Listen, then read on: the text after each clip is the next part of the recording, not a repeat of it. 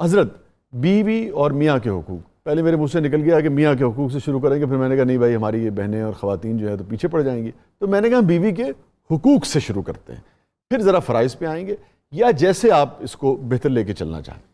بسم اللہ الرحمن الرحیم۔ تمام مذاہب میں صرف اسلام ہی ہے جس نے عورتوں کے حقوق پر بہت زیادہ بات کی ہے۔ بے شک۔ بنیادی طور پر جو ہماری کتاب قرآن مجید ہے اس میں عورتوں کے حقوق کو بہت بڑا حصہ دیا گیا۔ سورہ بقرہ کا اکثر حصہ، سورہ نساء پوری کی پوری نام ہی عورتوں سے متعلق النساء، سورہ طلاق دیکھیں عورتوں کے حقوق، سورہ مجادلہ دیکھیں، پورے قرآن مجید میں جا بجا عورتوں کے حقوق کا تذکرہ ہے۔ اگر ہم ان حقوق کو مختصر لفظوں میں بیان کریں تو دو حصوں میں تقسیم کر سکتے ہیں۔ ایک ہے عورتوں کے مالی حقوق اور ایک ہیں عورتوں کے غیر مالی حقوق۔ بہت اچھا۔ مالی حقوق میں تین چیزیں ہیں جو قرآن مجید نے عورتوں کو دی ہیں۔ سب سے پہلے شادی کے وقت ان کا حق مہر، ٹھیک ہے، وَآتُوهُنَّ أُجُورَهُنَّ بِالْمَعْرُوفِ، حکم دے دیا کہ دستور، قاعدے اور شریعت کے مطابق ان کا حق مہر ادا کرو۔ ٹھیک ہے۔ دوسری چیز ہے کہ عورت اپنے ماں باپ کا گھر چھوڑ کر آتی ہے، اپنے آپ کو شوہر کے سپرد کر دیتی ہے، تو اب شوہر کے ذمے ہے کہ وہ عورت کی رہائش، اس کی غذا، اس کے لباس اور اس کے اخراجات کو مہیا کرے۔ ٹھیک۔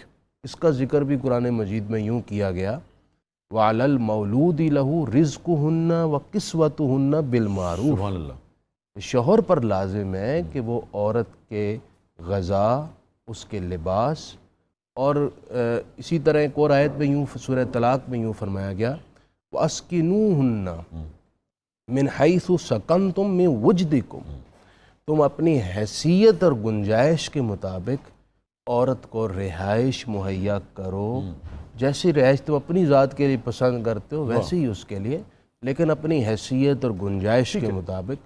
تو یہ بنیادی طور پر تین چیزیں تھیں، حق مہر، اس کے اخراجات جو لباس، غذا سے متعلق ہیں اور رہائش سے متعلق ہیں، اور اس رشتے کے دوران بھی جو کچھ تم نے دے دیا ہے وہ عورت کا ہی ہے، وہ ایز اے گفٹ ہوتا ہے، ٹھیک ہے، اس کی مالکہ عورت ہو جاتی ہے۔ دوسرے غیر مالی حقوق دیکھیں، اس میں عورت کی عزت نفس کی حفاظت کی گئی ہے۔ اسلام دیکھیں کتنی گہرائی میں جا کر سوچتا ہے۔ سب سے پہلے اس میں یہ ہے حسن معاشرت۔ واہ واہ، یہ لفظ بڑا خوبصورت ہے۔ درست کہہ رہے ہیں۔ اس میں ہر طرح کی عورت کی عزت، احترام اور اس کی رسپیکٹ کا خیال رکھنے کا حکم دیا گیا، یعنی اس سے نرمی سے پیش آئیں، اس سے بات کریں تو ایسے الفاظ کے ساتھ کریں جس سے اس کا دل نہ دکھے، اور اس کی عزت نفس مجروح نہ ہو، اس کو ہٹ نہ کریں، اس کے ماں باپ یا اس کے رشتہ داروں کے متعلق ایسی بات نہ کریں جس سے اس کا دل ٹوٹے۔ یہ ساری باتیں حسن معاشرت میں شامل ہیں جو پہلا حکم دیا گیا ہے مرد کو، اور اس کا ذکر بھی قرآن مجید میں ہے، فرمایا وَعَاشِرُوهُنَّ بِالْمَعْرُوفِ، عورتوں کے ساتھ تم معروف یعنی نیکی اور نیکی کے ساتھ قاعدے اور شریعت کے مطابق رہن سہن اور رہائش اور معاشرت رکھو، پہلے یہ فرما دیا گیا۔ دوسری بات یہ ہے کہ عورت کو انصاف کس بات میں کہ اگر ایک شخص کی متعدد شادیاں ہیں تو وہ ساری بیویوں کے درمیان مساوات رکھے، کسی کو دوسری پر ترجیح نہ دے، ٹائم میں بھی مساوات دے، اور مالی حوالے سے بھی ان کے درمیان عزت اور احترام دینے کے حوالے سے بھی مساوات کا خیال رکھے۔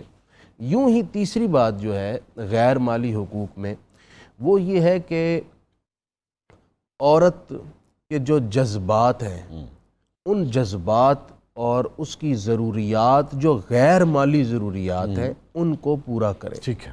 اس میں یہ ڈھکے چھپے لفظوں میں جو میں کہنا چاہ رہا ہوں، مجھے امید ہے ناظرین یہ سمجھ جائیں گے، وہ بھی ایک بشری تقاضا ہے، مرد کے ذمہ ہے کہ وہ بھی پورا کیا جائے۔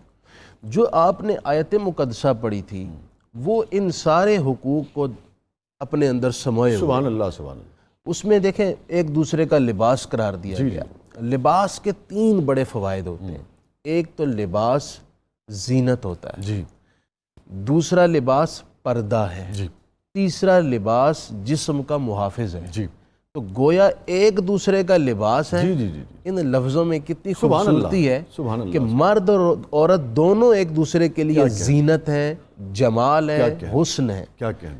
نمبر 2, مرد اور عورت ایک دوسرے کے لیے پردہ ہیں. اور نمبر 3 یہ کہ مرد اور عورت ایک دوسرے کے محافظ اور نگہبان ہیں.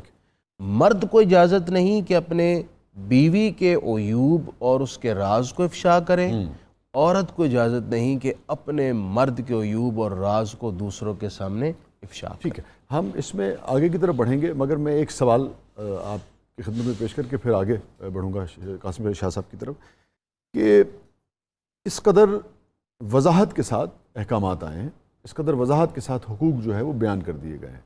اب ہمارے معاشرے میں لیکن جو ہمارے مشاہدے میں آتا ہے, میں پرسنٹیج تو نہیں کہوں گا مگر ہم دیکھیں گے کہ کثرت سے چلیں کہہ لیں, میں بیشتر بھی نہیں کہتا, کہ اس پر عمل ہوتا ہوا نظر نہیں آتا ہے.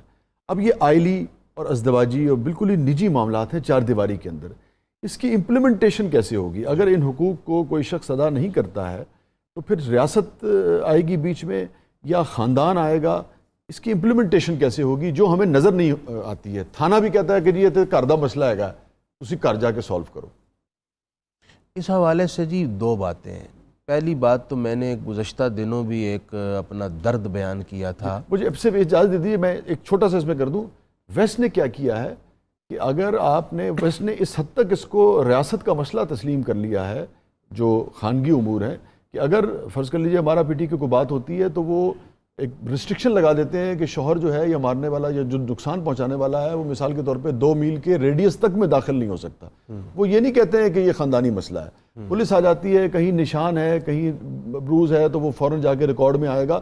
2 مرتبہ 3 مرتبہ آپ نے کیا, اس کے بعد 4تھی مرتبہ وہ مرد کو یا شوہر کو, اور یا اگر عورت نے بھی زیادتی کی ہے تو اس کو جیل بھیج دیں گے. میں یہ ضروری تھا آپ کے ساتھ شیئر. اس کے نتائج بھی بعض صورتوں میں مؤثر نہیں ہوتے, رشتہ بالآخر جا کے ختم ہو جاتا ہے. جی جی, جب وہ مرد جیل سے واپس آئے گا اس کا غصہ اتنے آسمان پر ہوگا, وہ طلاق دے کے فارغ ہوگا. لیکن پھر عورت اسلام کی تعلیمات میں بڑی حکمت ہے. زیادتی سے تو بچ جاتی ہے, یہ موقع بھی نہیں, زیادتی سے بچنے کا یہ طریقہ تو نہیں ہے کہ رشتہ ہی ختم کر دیا جائے.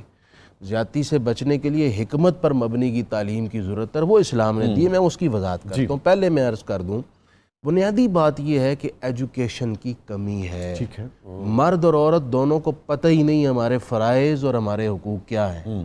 یہ جو آج ہم حقوق بیان کر رہے ہیں, کتنے لوگوں کو یہ معلوم ہے؟ درست کہہ رہے ہیں. مرد کو نہیں پتا کہ میں نے بیوی کے کیا حق پورے کرنے, بیوی کو نہیں پتا میں نے شوہر کے کیا حق پورے کرنے ہیں, مجھ پر فرائض واجبات کیا ہیں.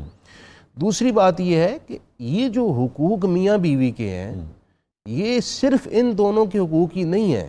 اسلام کہتا ہے یہ خدا کے حقوق ہیں. اللہ اکبر. اس لیے کہ یہ فرض اس نے کی ہیں. ہر بات پہ میں نے قرآن مجید کی آیت آپ کو سنائی ہے. جب کوئی شوہر بیوی کا حق پورا نہیں کرتا, اس ضمن میں دراصل وہ خدا کا حق پامال کر رہا ہے. اللہ, وہ نہ صرف بیوی کا مجرم ہے بلکہ اس سے پہلے وہ اپنے رب کا مجرم بن گیا ہے. اللہ. نبی کریم علیہ الصلوۃ والسلام نے خطبہ حجۃ الوداع میں کیا فرمایا تھا؟ وَاتَّقُوا اللَّهَ فِي النِّسَاءِ, اے لوگوں عورتوں کے حوالے سے رب سے ڈرنا, کیونکہ وہ تمہارے لیے حلال نہیں تھیں. جی جی جی, تم نے اس کے نام پر ان کو اپنے لیے حلال کیا. بے شک. اب ان کے حقوق اور ان کے فرائض ادا کرنے میں پوری محنت سے کام کرنا, نہیں کرو گے خدا کے مجرم بن جاؤ گے. ٹھیک ہے. اب اسلام نے ان 4 دیواری کے اندر جو ایک تو یہ ڈرایا کہ یہ تم خدا کے مجرم بن رہے, اگر آپ اچھے مسلمان ہیں تو آپ کریں گے ہی نہیں, آپ اس سے آگے بڑھیں گے نہیں. ٹھیک بات. اچھا, پھر اس کے بعد اگر زیادتی ہو رہی ہے تو بیوی اور مرد کے درمیان اس تنازع کو حل کرنے کے لیے فرمایا کہ ایک حکم بنا لو. ٹھیک ہے. خاندان کے بزرگ جو ہیں وہ بیٹھیں اس مسئلے کو حل کریں.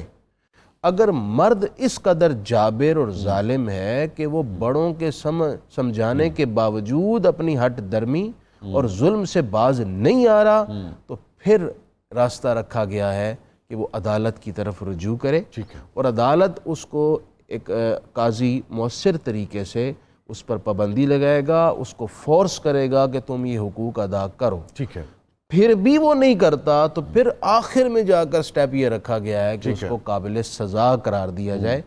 پہلے یہ سٹیپس اس لیے رکھے گئے تاکہ ہمارا مقصد رشتہ توڑنا نہیں، گھر برباد ہمارا کرنا مقصد ہے اس گھر کو آباد رکھنا. ٹھیک ہے، بالکل ٹھیک بات ہے. اب اگر اس کی ہمیں پریکٹس نہیں نظر آتی معاشرے میں تو ہم دین اسلام کو قصوروار نہیں ٹھہرا سکتے. یہ ہماری جاہلیت ہے، ہماری کوتاہی ہے کہ ہم اس پر عمل نہیں کرتے یا ریاست پورے طریقے سے اس پر عمل نہیں کروا پاتی ہے. اسی طرح سے جی بالکل، ریاست، یہ مسئلہ ایسا ہے کہ ریاست کی طرف رجوع کیا جائے گا تو ریاست نے انوالو ہونا ہے. ٹھیک ہے، ریاست خود بخود کسی کے گھر کے اندر ایک تو جاسوس نہیں رکھتی.